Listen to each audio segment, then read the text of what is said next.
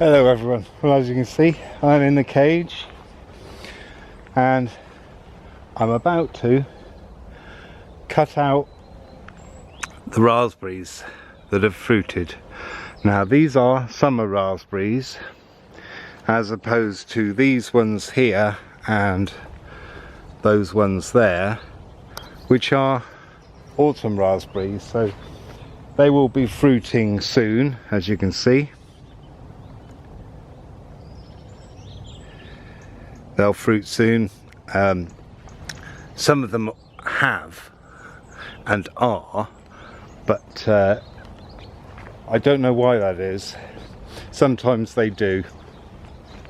So what you do with these is, obviously, if you've, I can't remember what name these are, but you have a framework to pin them to, because these will be left for next year, these ones, and they'll be tied in.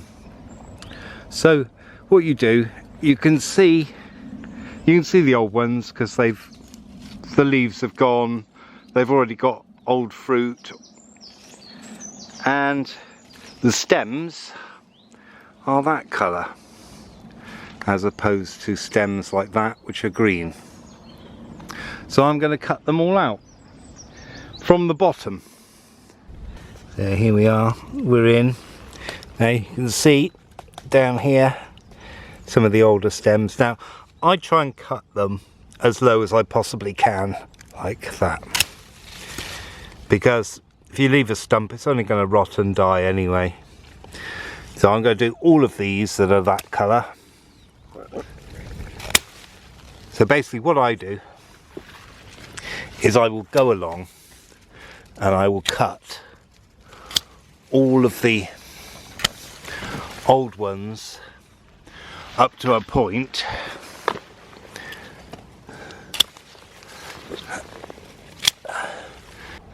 and then I will go through from the top and cut the strings that tie them.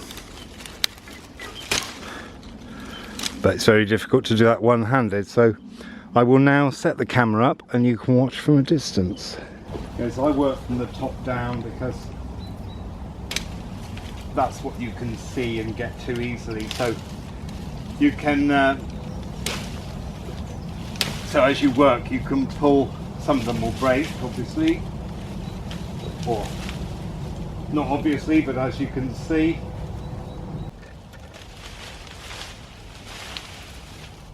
And there we go, voila! Some of them will be difficult to get to.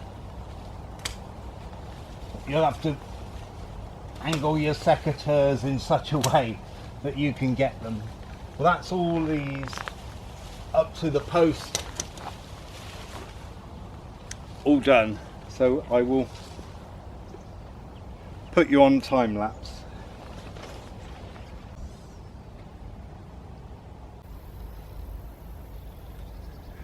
Well, what you find is you get quite a bit that comes out. During that last bit of time lapse, a massive black bird went over. I mean, I could hear its wings going whoa, whoa, whoa. No idea what that was, but that's the by the by and part of the joys of being in a place like this. What you'll find is, you know, it may sound daunting, but once you start, and if you work from the top down, you can sort of separate which sides that the stems go, because sometimes, like, the stems will grow through the wire and, you know, maybe go through a couple of wires, so you have to kind of work your way back and sort of unpick it, as it were. And that's the only way. And then once you've got a few, you can see, you know, suddenly it empties up and you can see what you're doing. So I'm going to move the camera so you have another vantage point so you don't get too bored. This shouldn't take too long. But this year we had probably one of the best raspberry hauls we've had. Okay, we're on the very last bit now.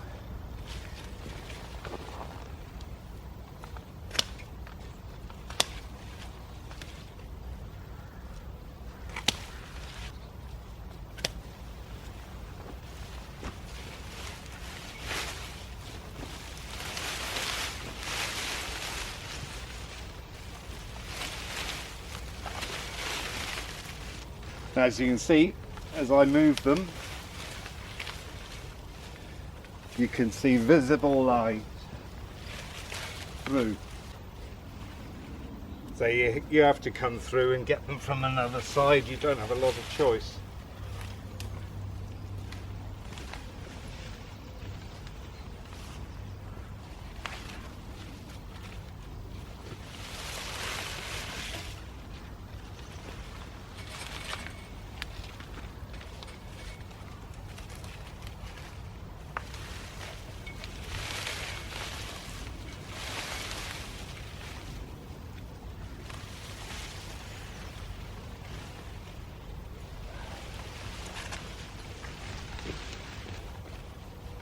It does mean you can pull up any weeds that have encroached.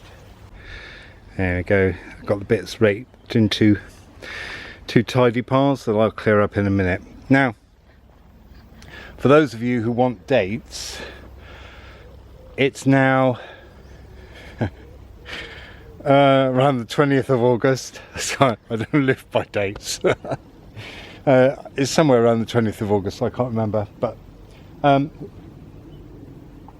what you do is you let them fruit, you eat all the fruit or as much of it as you possibly can, and then when the leaves start dying back and going that colour that I pointed out earlier, then you can cut them down.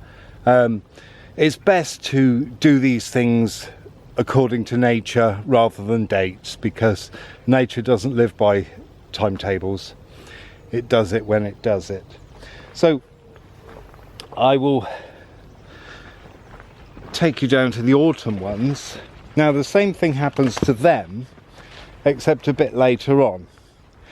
Now we'll probably cut out the old stems next spring, maybe February, maybe after Christmas, January, because it won't matter, because there'll be 8 months of them to grow.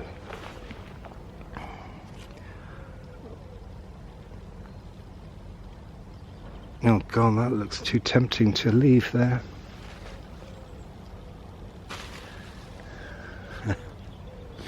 They do the same when the leaves are, when the fruit's died or died back and the leaves have started to go, then you cut those as well. So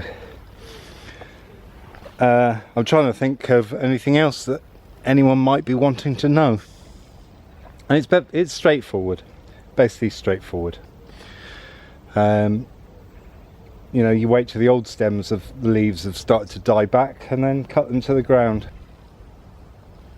So you may be wondering what I do with everything once I've picked it up. Well, come with me and I'll show you. This is the last pile. So we take it down through out of the gate to the cart that won't reach the cage. You can't take this in the cage. So this all goes down to the bonfire pile. So if you've seen any of the tours or the videos on compost, that's where the fire is.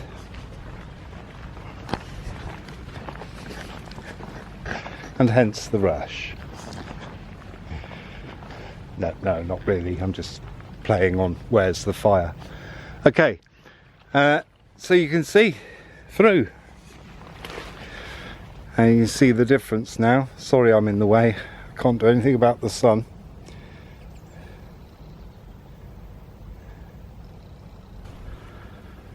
The stems for next year will be tied in at a later date, sometime this week. It's okay, we're not expecting typhoons or anything.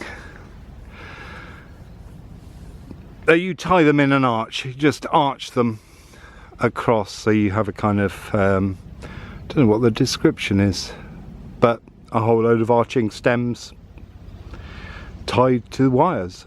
There you go. That's it. Could have done that in a few seconds, couldn't I? Anyway, thanks for watching. See you later. Ta-da.